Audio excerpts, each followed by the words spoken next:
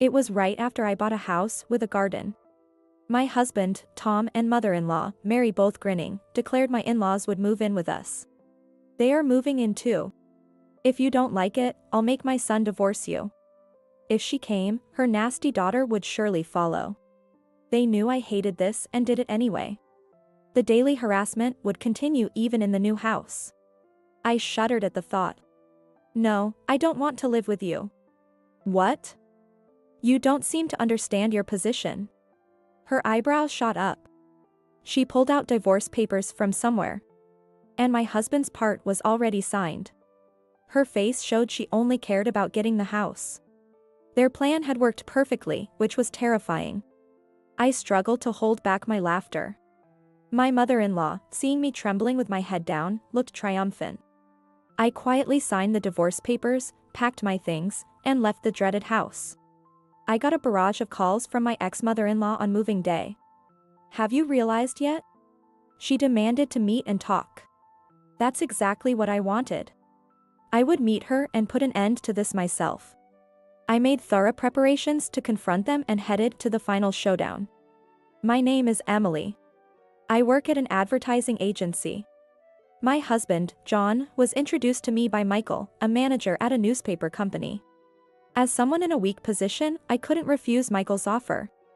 I was 29 at the time, and after 6 months of dating, I married John due to his persistence.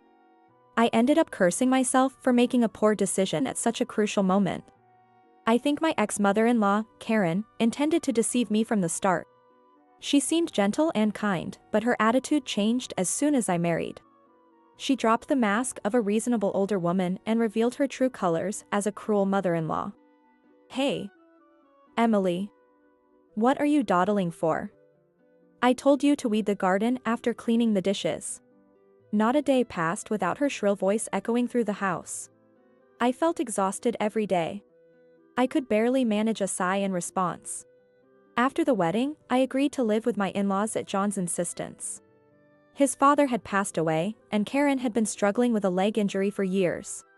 He begged me, saying he couldn't leave his aging mother alone in the old house. But when I got there, I saw Karen walking around just fine. She claimed educating a daughter-in-law is a mother-in-law's duty, and treated me harshly every day. John was no help either. Whenever I suggested living apart, he made excuses and avoided the issue. He was always doing whatever she wanted. He never stood up for me when she scolded me. Yeah, my mom has quite a temper, huh? Stop grinning and help me. This is really hard for me. After getting married, I began to feel intense anxiety and depression. I found myself crying unexpectedly or feeling nauseous for no reason. After consulting a specialist, the doctor diagnosed me with an adjustment disorder. The thought that every day spent at my in-laws was affecting me negatively was truly unpleasant. Despite my feelings, she continued to make unreasonable demands. Don't be lazy just because it's your day off. Have you finished cleaning the room? You haven't gone shopping yet, have you? Make sure to check the discount stores before you go. Please. Karen, please don't shout at me. I have a headache. I'll do the cleaning and shopping later. Don't give me that. When you're told to do something, you do it immediately. You're the daughter-in-law, aren't you? A daughter-in-law is not a maid. I wanted to retort. Her demands often involve the house itself. Clean the gutters. Replace the wallpaper. Fix the splinters in the pillars. The in-laws' house was very old and falling apart everywhere. It creaked whenever the wind blew. Each time, she would urge John to get a new house. This place is a rental, you know. We're renting it cheaply from an acquaintance. Just once, I want to live freely in our own home. Don't you think so, John? I do, but we can't afford it on my salary. A house of our own is just a dream. Karen grew frustrated with her useless son. Of course, she took out her frustration on me. Cook. Clean. Weed the garden. Take her to the hospital. She didn't care that I was exhausted from working full-time. It was no wonder I developed an adjustment disorder. I couldn't help but think that every day. 6 months after moving in with my in-laws. A woman who made my miserable life even worse arrived. John's sister, Lisa, came back after her divorce, bringing her child with her. She said her ex kicked her out, saying he didn't want to see her face anymore. Well, it's my fault, really. I left my kid unattended and slept with my husband's senior. What kind of ethics does this woman have? Seeing my horrified expression, Lisa smiled slyly. Lisa, who looked just like Karen, acted just like her too. She refused to do any housework and made me clean her room as well. It's only fair, right? I'm raising a child. You wouldn't understand since you haven't given birth, but it's harder than it looks. So, thanks in advance for your help, Emily. Lisa didn't work. She lazed around all day. Her childcare was half-hearted at best. She lounged on the sofa doing nothing. Her behavior was particularly bad on weekends. She'd leave her young daughter with me and go to the arcade. Lisa had some bad friends from her rebellious days and would sometimes start drinking in the afternoon with them. I wished she would at least help with some of the housework, but Lisa did absolutely nothing. She was the kind of woman who would do anything to get money for fun. This is what happened one day. Lisa handed me a drawstring bag, and when I looked inside, these are my dad's. Cufflinks, rings, vintage lighters. What? What do you expect me to do with these? Figure it out. Sell them. And make sure you get a good price, okay? The belongings of my late father. These were supposed to be keepsakes. Yet, Lisa casually told me to sell them. I felt a wave of sadness. The thought of her using the money to go to the arcade made it even worse. Unable to bring myself to do it, I explained the situation and handed the bag over to John. I don't know what he did with his father's keepsakes, and frankly, I don't want to know. When Lisa first returned, many things happened. My belongings frequently went missing after she arrived. I also discovered around that time that John was probably having an affair. A friend who worked at a different advertising agency happened to see him in town on a weekend. John was walking arm in arm with a flashy young woman. I was furious when I heard the story. I'm working hard from morning till night even on weekends, and you're out having fun with a young woman? Unbelievable. This is cheating, right? Who is she? Tell me the truth. It's not cheating. She's just a worker from a massage parlor. And how is that any better? You shouldn't be going to such places when you're married. Lisa laughed hysterically at our argument. Karen seemed exasperated but didn't strongly scold John. According to Karen's logic, if a husband goes to such places, it's because the wife isn't devoted enough. Getting upset over something like that is embarrassing. The problem is you. If you were more devoted to John, this wouldn't happen. I don't agree. Karen, isn't that a bit too unreasonable? This is the norm in this house. Besides, going to places like that or having an affair shows a man's prowess. A wife should forgive such things with a big heart. You useless.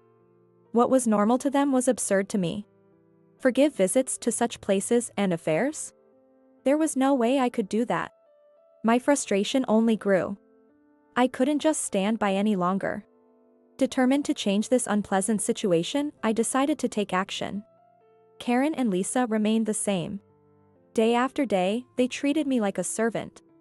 The two of them lounged around like sea lions on the sofa or floor, raising their voices when they were hungry.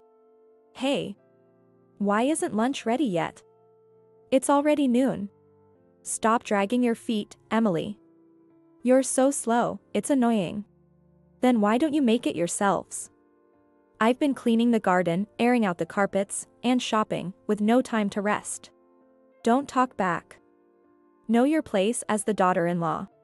I wasn't even allowed to voice my opinion. I was utterly fed up. I wanted a divorce immediately. But if it were that easy, I wouldn't have been struggling. John was introduced to me by Michael, a manager at a newspaper company I was indebted to. My boss, James, also asked me not to do anything that would embarrass him. Karen knew this and often used it against me. I was completely stuck between a rock and a hard place. For a while, all I could do was endure. Then one day, John's affair became undeniable. That friend from the other agency got concrete evidence. The first stage of my preparation was complete. I needed to plan my next move. About a month later, I think it was. Lisa spread out a housing catalog on the dinner table after dinner. From every angle, it was clear that these were items I had put in my bag. Look at this. Emily was planning to buy a house. Wait. Did you rummage through my bag? Why would you do that? Just be quiet. Oh. It's a nice house, a bit in the countryside, but still. Hey, Emily. You should have discussed something like this with me. I had my eye on a house with a garden. As Karen said, it was in the countryside but looked quite good. I had already visited the place several times and met with the real estate agent. When I admitted this, the three of them became very interested. What? How far along are you in the process? Are you going to buy it? It's cheap and spacious, not bad at all. John, a man's got to be bold. Ah, well. A house with a garden, huh? That's a big decision. If you decide to become the head of your own household, I'll support you. I'll even help a little financially. Wouldn't you like to leave here and live with Emily in your own place? Before I could say anything, she was already encouraging John. How insincere. She had no intention of letting me go so easily. When I asked whose name the house would be under, John furrowed his brow. I'm the head of the household. It'll be in my name, obviously. Then, can I proceed with the purchase? We'll buy this house and the two of us will move out, right? All right, I've decided. I'll buy the house. Go ahead and move forward with the arrangements. John finally made a firm decision. Karen and Lisa both praised John for his decision. But I didn't miss it. The two of them exchanged a knowing smile. A few days later, just after purchasing the house with a garden in the countryside as planned, John and Karen, both grinning, made a unilateral announcement to me. They are moving in too. What? But you said we'd live there alone. After thinking it over, we decided to live together. You're not going to say no, are you? If you refuse, I'll make John divorce you. I wonder what James would think of that. There it was. What a cowardly move. If Karen came, Lisa would surely follow. I shuddered at the thought of daily harassment continuing even in the new house. No way. I absolutely refuse. I have no intention of living there with you. What? You don't seem to understand your position. Her eyebrows shot up. Her face was red with anger, veins bulging at her temples. She pulled out divorce papers from somewhere. And John's part was already signed. Her face said she didn't care about anything as long as she got the house.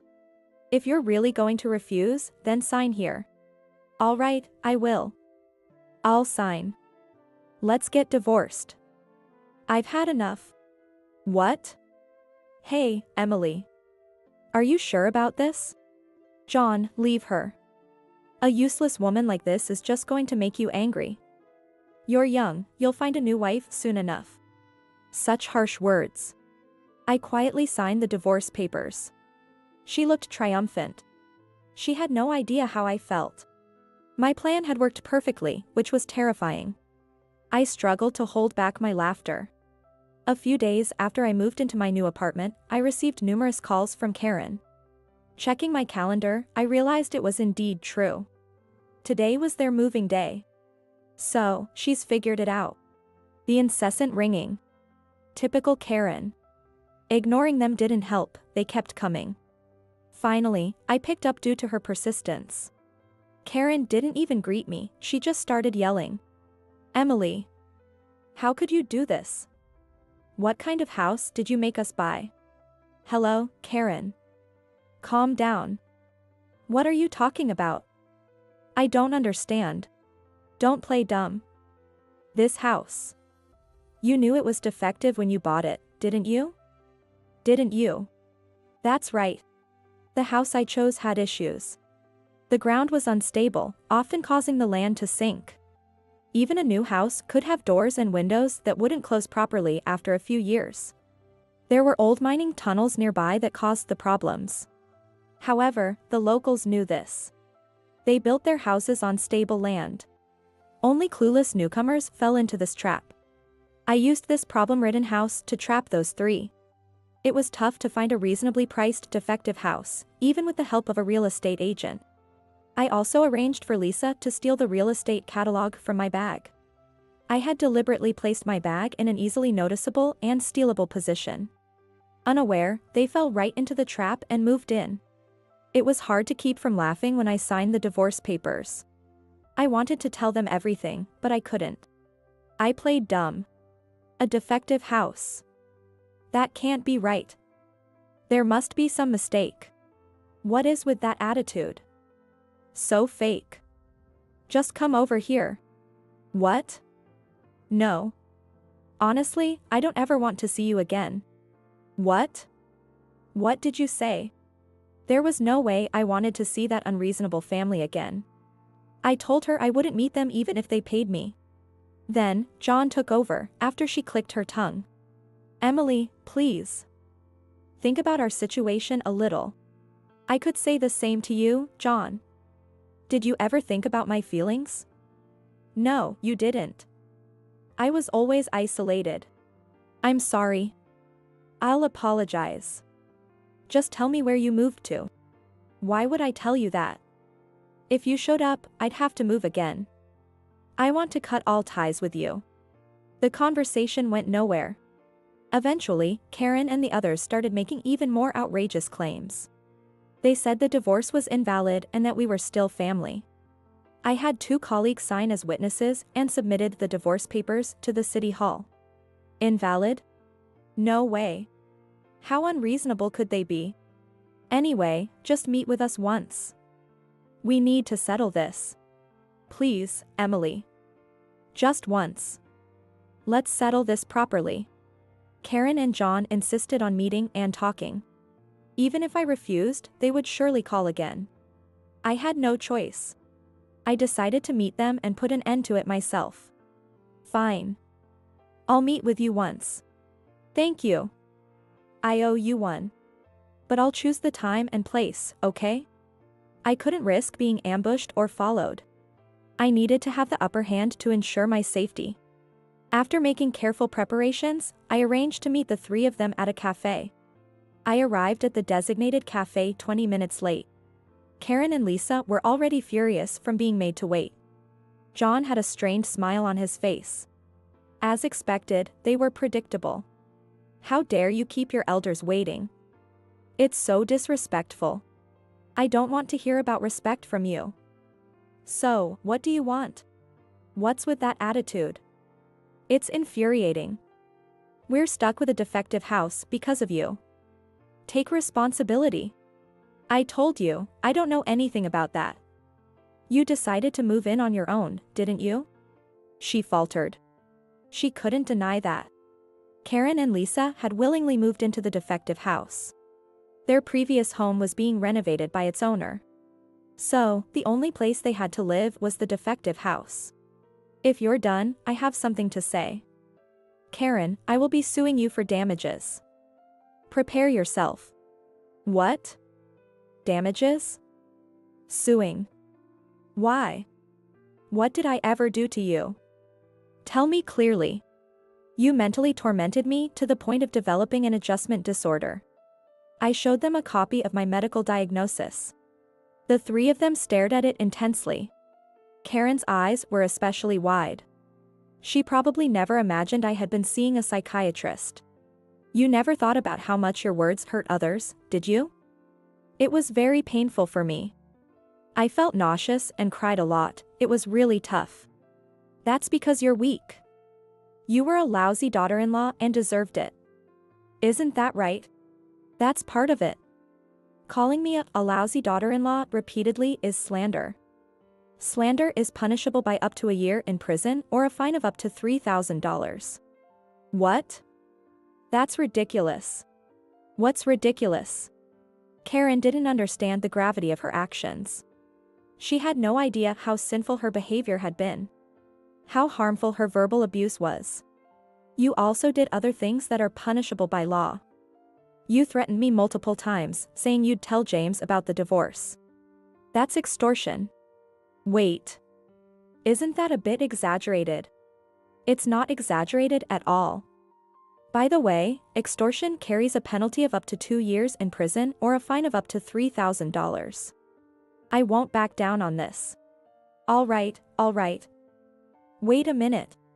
Lisa stepped in. Her eyes were sharper than usual. She had the look of a former delinquent.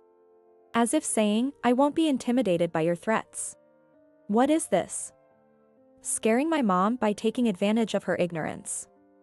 Do you have any proof of these so-called slanders and threats? Yes, I do.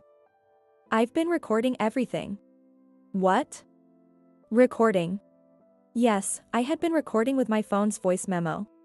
The entire time I lived at my ex-in-law's house. I had plenty of audio recordings. I also had data extracted specifically of Karen's abusive language. Submitting this as evidence would undoubtedly confirm the charges of slander and threats. Did you really think I'd just take it? It's not just Karen. Lisa, you're also guilty. You'll be held accountable too. What? Why me? What did I do? Think about it. Haven't you committed any crimes? Or are you saying you haven't caused me any trouble? Of course not. Don't be ridiculous. Lisa insisted she was innocent. I showed her the screen on my phone. Lisa's face turned pale. No wonder. It showed her rummaging through my bag. The ugly scene of her searching the contents while glancing around nervously. What's that? How did you record this? Because my belongings frequently went missing after you arrived. Makeup, accessories, clothes, bags. I set up a hidden camera. This is awful. How could you do that? You're just a daughter-in-law. Unbelievable. Who's the one overstepping boundaries here? Let me inform you about the penalty for theft. Up to 10 years in prison or a fine of up to $5,000. I'll be contacting the police. Lisa's mouth opened and closed. She wanted to retort. But she couldn't. She looked completely helpless. I had kept track of all my missing items. Knowing the exact extent of the damages would make it easier for the police and lawyers to act. If I was going to do this, I'd do it thoroughly. I was determined not to let these three off the hook. Finally, it was John's turn. He shrank back under my glare. If there was anyone I couldn't forgive the most, it was him. I believed a marriage was about mutual support. But John, you saw things differently, didn't you? From start to finish, you were always my enemy. Weren't you? Enemy? No. I never meant that. Not at all. Please believe me. Even today, I was trying to mediate as much as possible. Sure, enough with the lies. I don't need your mediation. John was a cowardly man. He always sided with the stronger party. He had always been with Karen and Lisa. Even now. He was trying to placate me to save himself. If he had been a slightly better man, maybe I would have stayed married. If he had said, let's move away and live just the two of us, I might have done that. The name of your affair partner, I believe it's Jessica? What? How did you? How did I know? I had a friend investigate. I have a friend who's good at that. I even have pictures of you and Jessica entering a hotel together. Look, here they are. Ugh. No, don't show them. Don't show them. John hurriedly tried to stop me from showing the screen. He didn't want his mother and sister to see his affair. But why should it matter? Their morals and ethics were already broken. They were a family of like-minded people. I put my phone and the copy of the diagnosis back in my bag. I had shown all the evidence I needed. Karen, John, and Lisa seemed defeated and drained of resistance. If they did anything careless, they'd be reported to the police. They seemed scared. But unfortunately for them, I was fully intending to consult the police regardless of their actions. I believe the police will come by eventually. Don't try to run, it'll only make things worse. And make sure you don't follow me. Understood? Emily. Don't be so cold. We were married until recently, remember? Yes. Honestly, I think marrying you was a huge mistake. I feel so relieved we're not a couple anymore. If you follow me, I'll press charges for that too, so be ready. Don't wait outside my office. Don't contact me unless it's absolutely necessary. I made a few simple agreements with the three of them and left the cafe. Even after I left, they sat there looking dejected. You can't stop people from talking. The news of John's divorce quickly spread at his company. The reasons, his infidelity and mistreatment of me, spread along with it. As a result, John faced significant cold treatment at work. After all, the person who had introduced us was Michael, from the affiliated newspaper company. Naturally, John lost his trust and was viewed harshly. Unable to endure the hostile environment, John eventually quit. He struggled to find new employment, and his relationships with his mother and sister became strained. John reappeared in front of me about a year after our divorce. He called out to me as I was leaving work, and I turned to see a shabby-looking man standing there. John. I barely recognized you. I know. People say my face has changed lately. He seemed to have gone through a lot. Understandable. Karen and Lisa were convicted and fined. I had claimed alimony from John. They must be struggling financially now. They still had to pay off the mortgage on the defective house, so things were tough. How are Karen and Lisa? They're alive. Barely hanging on. They're both working now. They have to, or we wouldn't survive. They always say they want to go back to the old life. Wanting to return to relying on my and your income? They haven't changed a bit. They're like parasites. Cutting ties with them was definitely the right decision. I thought he might retort, but he didn't. John sighed deeply and apologized to me. I'm really sorry for everything. I deeply regret it. I was a fool. You were right, I should have always been on your side. I must have been out of my mind. Your whole family has been out of their minds from the start. Don't be so cold. Please, let's live together again. I'll cut ties with them for real this time. You're the only one for me. Oh, really? Too bad.